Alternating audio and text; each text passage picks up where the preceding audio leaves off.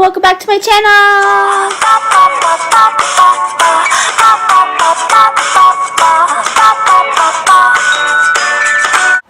So today I'm gonna do a little story time because my other story time got a lot of support. I also want to take time and thank you guys. I had a lot of people text me saying if I need anyone to talk to, they're here and blah blah blah. That means a lot to me.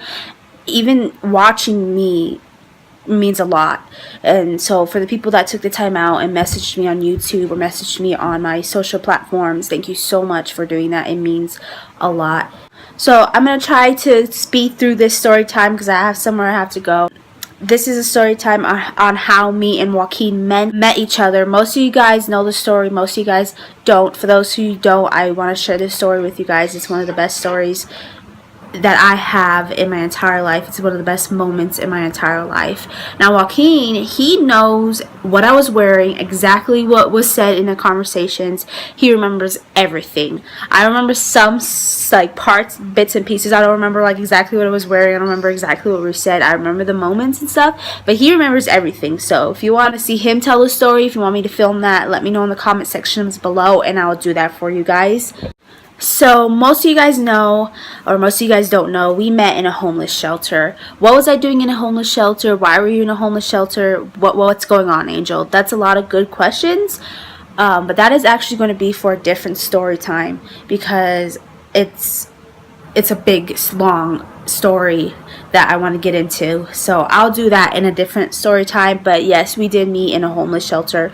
The homeless shelter was called Urban Peak. It was for teenagers, and the shelter was actually a pretty good shelter. Like I said, I'll get into that in a different video. I don't want to get off topic here. I used GPS on my phone to see where it was. Now GPS told me to go to the front entrance. I didn't know that the back entrance was how you get in. I just knew about the front entrance. So when I went up there, the door is locked. They told me to be there before 5 o'clock so they can do my intake. I was there, it was like 4 something. So then I was like, okay, I'll just wait for someone. So I sat down in the little chair that was in front of them. I started playing on my phone. A couple minutes go by and I see Joaquin pass. Well, at the time I didn't know it was Joaquin, but I see him and I see he was holding a bunch of stuff in his hand, like luggage, and then he had a friend behind him that was holding luggage, and then there was a girl in front of him holding a dog. So I just glanced up, I looked, I was like, oh, okay, they're probably with the homeless shelter. So then I look back down on my phone, and then all of a sudden I hear the girl saying, hey, is this your dog? And I look up and they're all staring at me. Joaquin's staring at me, the boy's staring at me, the girl's staring at me, and I'm like, oh no, I don't know that dog. So the girl starts talking to me about the dog, like if I've seen anyone who's missing a dog, stuff like that. Joaquin is staring at me the whole entire time, and my thought process, I'm going to be very honest with you guys, I was like, what the fuck is this freak looking at? I was like, can you stop staring? And then I was like, well, it's probably because I'm talking, that's probably why he's staring at me. So then they established that that dog wasn't mine, so that they go around the corner. I'm still waiting in the front like a loser. Finally, somebody comes out and they're like, oh, what are you doing here? I was like, oh, I'm trying to get into the shelter. They told me to be here before 5. I didn't know where to go. They're like, oh, if you go around the corner, you go inside, let them know you're here, they'll do your intake. I was like, oh, okay. So then I went around the corner where Joaquin and his group of friends went.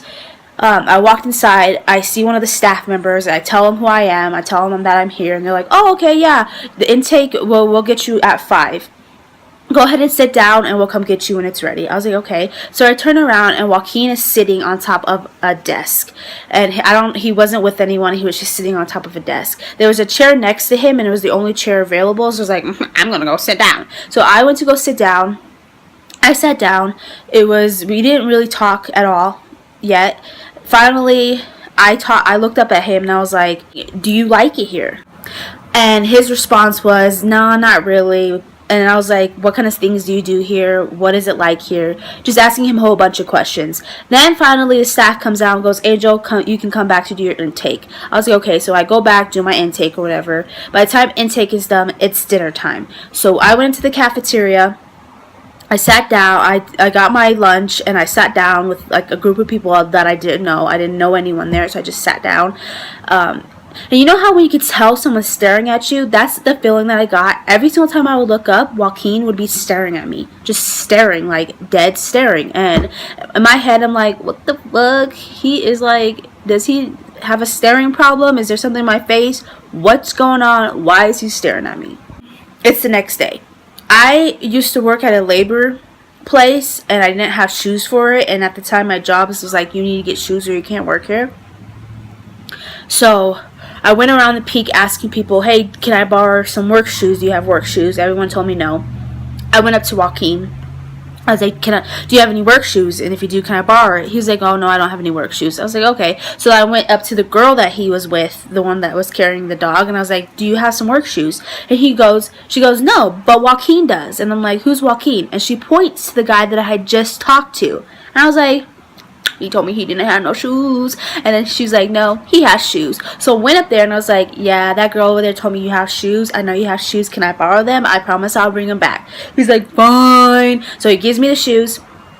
I go to work or whatever. I come back. I give him the shoes. He's like, no, you can go ahead and keep them. I didn't know at the time that he has feet problem, because I didn't know him, but now I know that he has feet problem and he doesn't like people wearing shoes. He doesn't like people wearing socks without shoes. He just has a major foot problem. So he was like, no, go ahead and keep them. I was like, okay.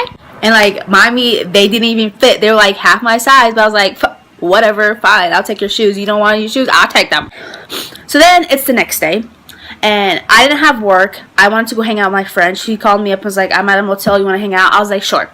At the time, at the peak, you're not allowed to get bus tickets unless it's for something important, like going to a job, finding a job, meetings, if it has to be important. So I went to my counselor, and Joaquin was in the room too talking to his counselor.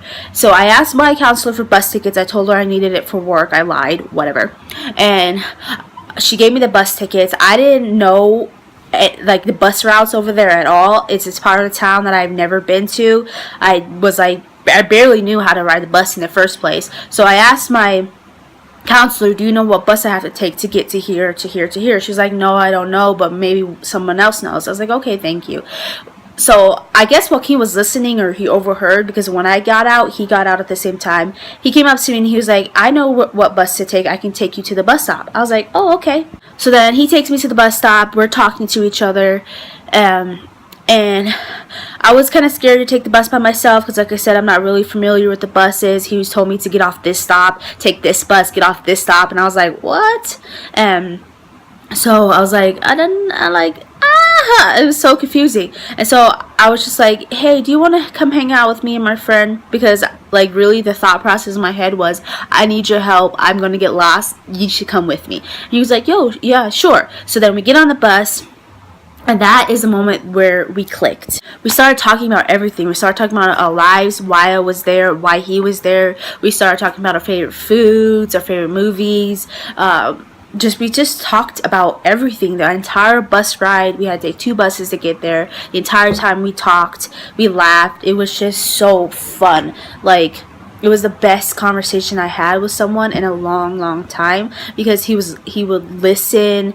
I would listen to him. He would respond. It was just that was like one of the best moments of my life, was on that bus ride, because we just opened up and we talked about everything. And it felt like we were best friends, spilling each other's secrets. Like, I don't know. It felt natural. So then we get to my friend's place, and this entire time I was like kind of low-key crushing on him. And it wasn't even because of his looks. It was just because of the fact that that was the best conversation I ever had with someone. And I can't explain it. It was just this connection. We like clicked instantly. It felt like we were best friends. Like I'd known him my entire life. So then I tell my friend about it. She's like, girl, you better go get it, blah, blah, blah. So then he's outside waiting for me when we go to my friends. When I was talking to her, he was being nice, and he didn't know her or anything. So he waited outside for me. I come back outside and I'm just like, I'm just gonna go for it. Like, I'm single, I'm kind of lonely. I'm gonna go for it. So I went up to him and I go, what would you do if I kissed you? And he was like, I don't know. Like, all shy and nervous. Like, why is she asking me this? Like, he probably thought I was like a hoe. Like, damn, she works hella fast. We just met. Slow down. But then I leaned in and I kissed him. I can't remember if it was on the lips or the mouth. And he got all shy. He started blushing. We all have a good time. Me, my friend, him. We all have a good time. Then we go back. Excuse me. And he takes me to a park clock-in time, I think it was like 9, 10. I can't remember what time it was. There's like at the peak there was certain rules and you had to be back at a certain time. I can't remember what time you had to be back. But he takes me to the park and it's dark outside. It's really dark outside, and we just talked the entire time. We're talking about everything, and it just felt just like the bus, like we were best friends. He made me laugh. We were laughing. We were just having a really good time. I can't remember who kissed who. Like, we were talking and all of a sudden we were kissing. Like I said, he remembers the story way better than I do, but one of us kisses each other.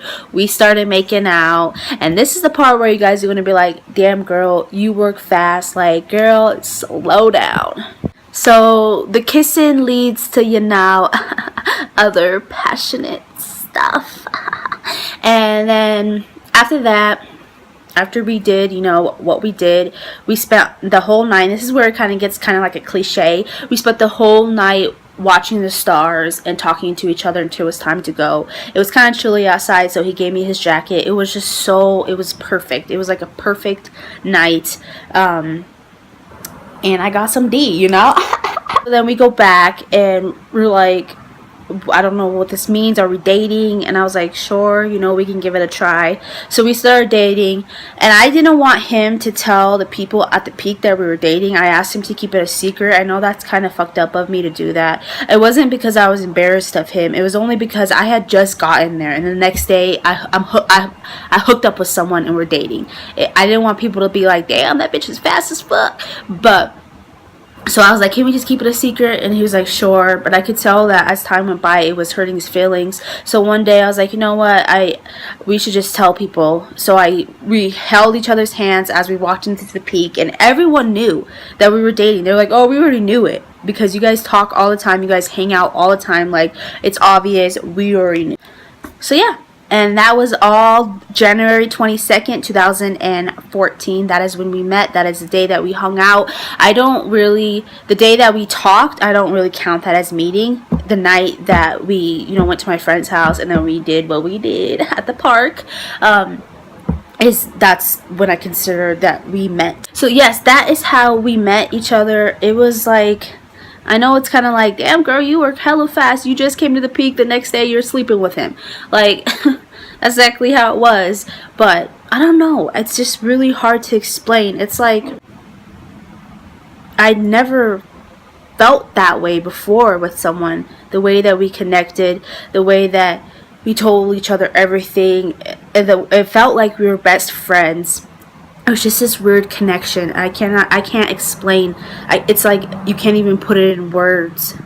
Like I said, that bus ride and that park, it was the best time in my life. I think that moment is my favorite moment in my entire life. And I have really bad memory, but I can still remember that park and when we sat and when we talked about it. Was just one of the best memories that I've had ever. I really believe in fate. I believe that when you meet someone that you're supposed to be with for the rest of your life, you know, go for it. I believe that there is someone out there for everyone.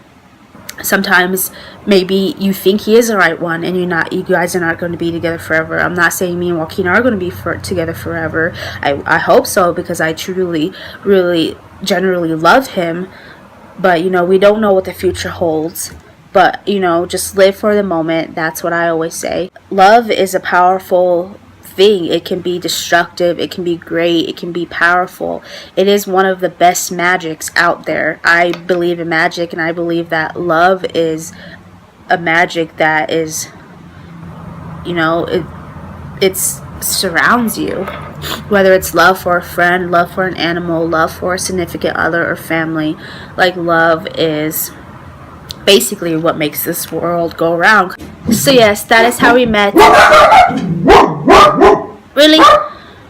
If you want to hear more story times, like I said, we have a lot of story times. Let me know in the comment section below. If you enjoyed this video, enjoyed this story, give this video a thumbs up, subscribe to see more, and I'll see you guys in my next video.